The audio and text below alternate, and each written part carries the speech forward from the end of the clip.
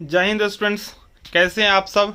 मैं उम्मीद करता हूं आप लोग अच्छे होंगे और आप लोगों का प्रिपरेशन भी अच्छा से चलता होगा। अगर आप लोगों को प्रिपरेशन में कोई भी दिक्कत लग रहा है तो आप कमेंट के माध्यम से मुझे ज़रूर बताइए। मैं उस कमी को, उस डाउट को क्लियर कर दूंगा। अभी जो मैं आपको बताने वाला हूं इम्पोर्टेंट क्वेश्चंस के सीरीज में जो क्वेश्चन, वो है विक्रय अनुबंध से आप क्या समझते हैं। What do you mean by a contract of sale. Sale contract क्या है, इसकी लक्षणों का वर्णन करना है और विक्रय के समझौते में डिफरेंस जो भी है उसको डिस्क्राइब करना है। How is a sale differ from agreement to sale, यानी कि सेल और एग्रीमेंट टू सेल में क्या अंतर है, ये आपको बताना है। ठीक है, तो बहुत ही महत्वपूर्ण प्रश्न है, इसको आप लोग देख लीजिए। मैं उम्मीद करता हूं जब वीडियो खत्म होगा तो आप इस क्वेश्चंस को इतना समझ जाएंगे जो आराम से 3-4 पेज लिख सकते हैं। अगर आप अभी तक हमारे चैनल को सब्सक्राइब नहीं किए हैं और आपको अच्छा लगे, आप हमारे 2-3 वीडियो को देखिए। जो इस वीडियो के डिस्क्रिप्शन में लिंक दिया हुआ है पार्ट 2 का भी क्वेश्चन से। अगर आपको अच्छा लगे मेरा प्रयास तो जरूर चैनल को सब्सक्राइब कर लीजिए और अपने फ्रेंड्स के साथ एक बार जरूर शेयर करें ताकि उन्हें भी मदद मिल सके। ठीक है, चलिए सबसे पहले हमको समझना विक्रय क्या होता है। तो विक्रय में दो पक्षकार होता है, ए और बी। ए के पास कोई वस्तु होता है और बी को वो वस्तु चाहिए होता है। तो ए को हम लोग बोलते हैं विक्रेता, विक्रेता यानी कि सेलर। अब बी को हम लोग बोलते हैं क्रेता यानी कि बायर। ठीक है, इन दोनों के बीच में एक वस्तु के लिए इन दोनों के बीच में ये बेचना चाह रहा है और ये खरीदना चाह रहा है। एक निश्चित मूल्य पर इस वस्तु का आदान प्रदान करने के लिए जो समझौता होता है उसे हम लोग बोलते हैं विक्रय। समझना है विक्रय क्या होता है, ठीक है ना। अगर विक्रय में उन सभी बातों को ध्यान रखा गया है जो एक अनुबंध के लिए आवश्यक लक्षण होते हैं तो वो हो जाता है विक्रय अनुबंध। मैं उम्मीद करता हूं आप लोग आराम से इस क्वेश्चन को समझ गए होंगे। विक्रय अनुबंध क्या होता है। विक्रय अनुबंध में एक व्यक्ति एक वस्तु को बेचना चाहता है जिसे हम लोग विक्रेता बोलते हैं। वही वस्तु किसी व्यक्ति की नीड होती है जो उस वस्तु को खरीदना चाहता है, जिन्हें हम लोग क्रेता बोलते हैं। उन दोनों के बीच में एक निश्चित मूल्य के लिए एक समझौता होता है और अगर समझौता में सभी आवश्यक लक्षण जो अनुबंध के होते हैं उन्हें ध्यान में रखकर किया गया है तो वो विक्रय अनुबंध हो जाता है। ठीक है, तो 1-1.5 पेज तो आप इसमें लिख सकते हैं। देखिए, वस्तु विक्रय अधिनियम की धारा 4(1) के अनुसार विक्रय अनुबंध का क्या परिभाषा बताया गया है। यहाँ पे कहा गया है जो विक्रय का अनुबंध एक ऐसा अनुबंध है, यानी कि विक्रय का जो अनुबंध होता है यानी कि सेल कॉन्ट्रैक्ट जो होता है एक ऐसा कॉन्ट्रैक्ट होता है जिसके द्वारा एक विक्रेता एक निश्चित मूल्य में, यानी कि हम जो एक के बारे में बताए ना, ए हो गया विक्रेता, एक निश्चित अमाउंट में 4,000, 5,000, 20, 25 जो भी माल का स्वामित्व हस्तांतरित करते हैं। यानी कि अभी जो वस्तु है ए के स्वामित्व में है और फिर उस वस्तु का जो स्वामित्व है वो बी को ट्रांसफर कर देगा। ठीक है ना, या ट्रांसफर कर देगा या ट्रांसफर करने का वचन देगा जो हाँ मैं आपको यह वस्तु दे सकता हूँ, दे दूंगा इस मूल्य पर। अब बी उसी मूल्य पर उस वस्तु को लेने के लिए सहमत हो जाते हैं तो वही होता है विक्रय अनुबंध। मैं समझ रहा हूं अब आपको कोई दिक्कत नहीं होना चाहिए, फिर भी अगर कोई दिक्कत है तो आप जरूर कमेंट में बताइएगा। A contract for sale of goods is a contract where the seller transfer और एग्रीज टू ट्रांसफर, या तो ट्रांसफर कर देता है या एग्री हो जाता है ट्रांसफर करने के लिए। क्या तो प्रॉपर्टी या goods to the buyer for a price, एक निश्चित मूल्य पे। ठीक है, इस परिभाषा को विश्लेषण करने पर इन्हीं बातों सबको आपको एग्जाम में नहीं लिखना है। अगर आपके पास गेस्ट पेपर होगा तो ये बात आपको नहीं लिखना है। ठीक है, बस आप ये लिख सकते हैं जो विक्रय का अनुबंध होगा तो इसमें क्या क्या होना चाहिए। तो पहला है क्रेता और विक्रेता की उपस्थिति।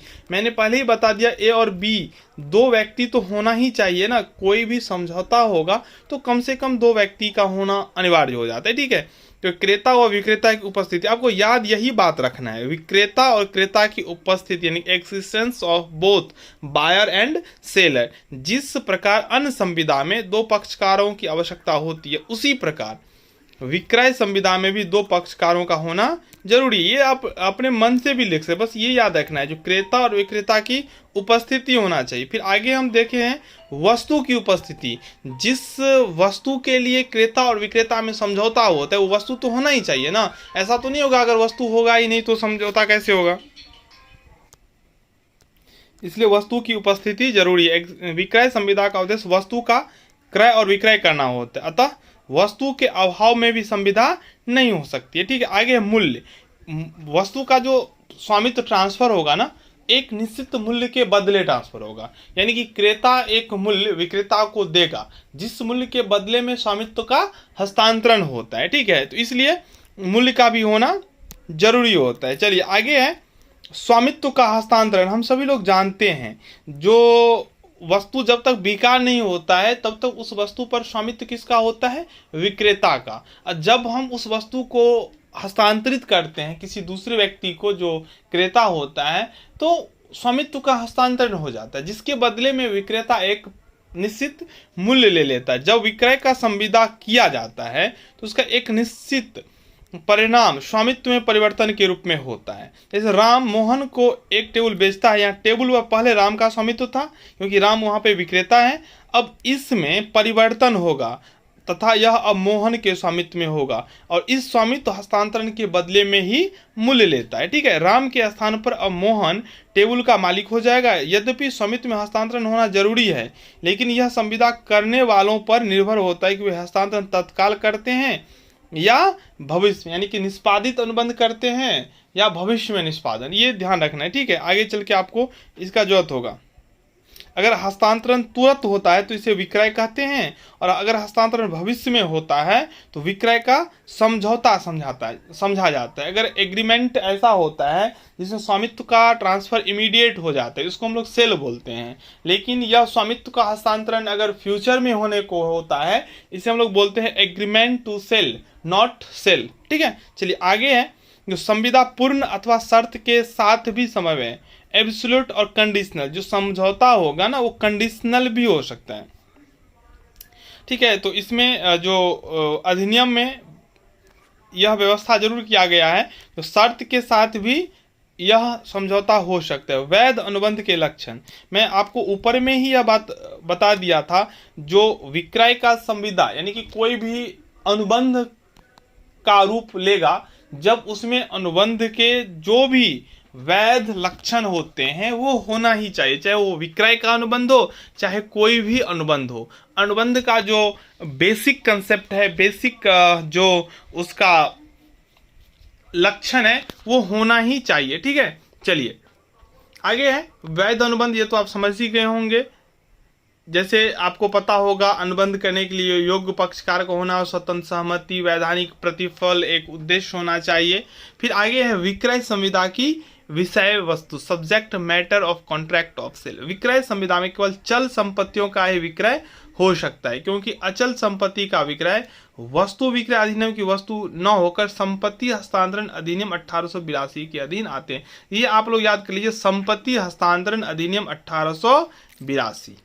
संपत्ति हस्तांतरण अधिनियम कब बना? 1882 में। और विक्रय वस्तु विक्रय अधिनियम में चल संपत्ति का ही हस्तांतरण होता है। ये बात आपको समझ लेना है यहाँ पे। चलिए अब हम लोग जानते हैं जो विक्रय और विक्रय के समझौता में क्या अंतर है। तो पहला अंतर स्वामित्व का हस्तांतरण। सेल में इमीडिएटली यानी कि तुरंत स्वामित्व का हस्तांतरण क्रेता को कर दिया जाता है, लेकिन विक्रय के समझौता में यह स्वामित्व का हस्तांतरण भविष्य में होता है। ठीक है, इसे स्वामित्व का हस्तांतरण एक निश्चित समय के पश्चात अथवा घटना के घटित होने पर होता है। आगे है यह निष्पादित अनुबंध होता है, क्योंकि दोनों पक्षकार अपनी अपनी शर्तों का निष्पादन कर देते हैं। शर्त ए अगर बोलेगा जो हम कोई साइकिल मान के चलिए एक एग्जाम्पल के लिए 5000 में बेचूंगा, तो बी ने 5000 रुपया ए को दिया और ए ने बी को साइकिल दे दिया, तो ये इमीडिएटली हो गया। ठीक है, इसको हम लोग बोलते हैं निष्पादित अनुबंध, तुरंत हो गया। तो जो ए को करना था वो ए ने कर दिया, जो बी को करना था वो बी ने कर दिया। लेकिन अगर समझौता होता है विक्रय का तो यह निष्पादनीय अनुबंध होता है, क्योंकि भविष्य की कोई तिथि पर अथवा कोई कंडीशन जो होगा वो फुलफिल होने पर वो अनुबंध होता है, इसलिए इसको निष्पादनीय अनुबंध बोलते हैं। फिर है मूल्य न चुकाने पर विक्रेता मूल्य के लिए वाद प्रस्तुत कर सकता है। अगर निष्पादित अनुबंध है, तुरंत ट्रांसफर कर दिया स्वामित्व का, तो इस स्थिति में क्रेता को उस वस्तु का मूल्य चुकाना चाहिए। अगर वो मूल्य नहीं चुकाता है तो इसके लिए वाद प्रस्तुत कर सकता है, ठीक है। लेकिन इसमें विक्रेता केवल क्षतिपूर्ति के लिए ही वाद प्रस्तुत कर सकता है। इसलिए विक्रेता को, जैसे मान लीजिए सपोज किसी एक को बीने का मैं यह साइकिल ले लूंगा और यह साइकिल मैं लूंगा 1 महीना के बाद, ठीक है। तो विक्रेता ने वेट कर लिया 1 महीना। अब उस 1 महीना के बाद बी बोलता है मैं यह वस्तु नहीं लूंगा, यह साइकिल मैं नहीं लूंगा, ठीक है। तो अब उस तिथि में उस साइकिल का दाम हो गया है 4000 रुपया, यानी कि 1000 रुपया रेट उसका गिर गया। यह 1000 रुपया का लॉस जो ए को हो रहा है, किसके वजह से हो रहा है? बी के वजह से, उनका जो विक्रय का समझौता था जिसके वजह से। तो इस स्थिति में वह क्षतिपूर्ति के लिए वाद प्रस्तुत कर सकता है, ना कि 5000 रुपया के लिए, ठीक है। आगे है जी, इसमें माल खराब होने पर उसका जोखिम विक्रेता पर नहीं होता है, क्योंकि विक्रेता जैसे ही स्वामित्व का हस्तांतरण कर देगा तो सारा जो रिस्पॉन्सिबिलिटी है वो क्रेता का हो जाता है।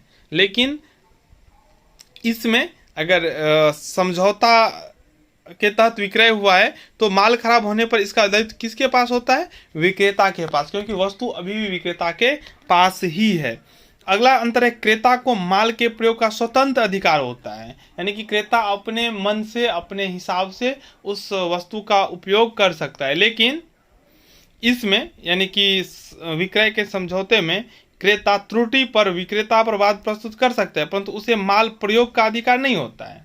माल प्रयोग का अधिकार नहीं होता है, मतलब विक्रेता के पास ही अभी संपत्ति है। क्रेता ने यह कहकर गया जो हम आते हैं 5 रोज के बाद यह सामान लेकर जाऊंगा, तो 5 दिनों तक उस वस्तु को ठीक से रखना, उस वस्तु को वैसे ही रखना जिस कंडीशन में एग्रीमेंट हुआ है, यह विक्रेता का दायित्व हो जाता है। लेकिन उसका उपयोग अगर बोलेगा वही क्रेता जो हमको दे दो, हम यूज करते हैं, तो ये संभव नहीं है। फिर आगे है, विक्रय में शर्त नहीं होता है, जबकि विक्रय के समझौता में शर्त होता है। तो यही सब अंतर है जो आप लोग देख लें एक बार, और मैं उम्मीद करता हूं आपको इसमें कोई दिक्कत हुआ नहीं होगा। अगर दिक्कत हुआ होगा तो आप कमेंट के जरिए अपना डाउट पूछिए, मैं क्लियर कर दूंगा। अगर अच्छा लगा हो तो आप निश्चित रूप से एक बार जरूर शेयर कर दें। धन्यवाद।